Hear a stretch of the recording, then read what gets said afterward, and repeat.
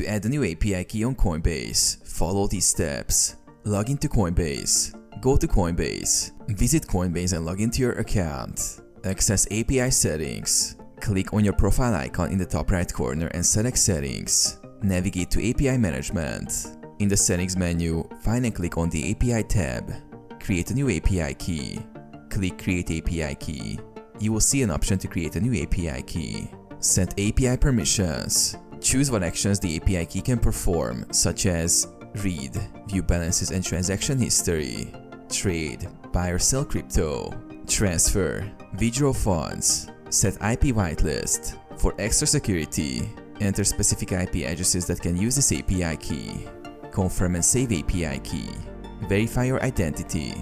Coinbase may ask for 2FA authentication. Copy your API key and secret. Once generated, save the API key and secret somewhere safe. You won't be able to see the secret again. Enable and test. Use the key with your application or trading bot to ensure it works.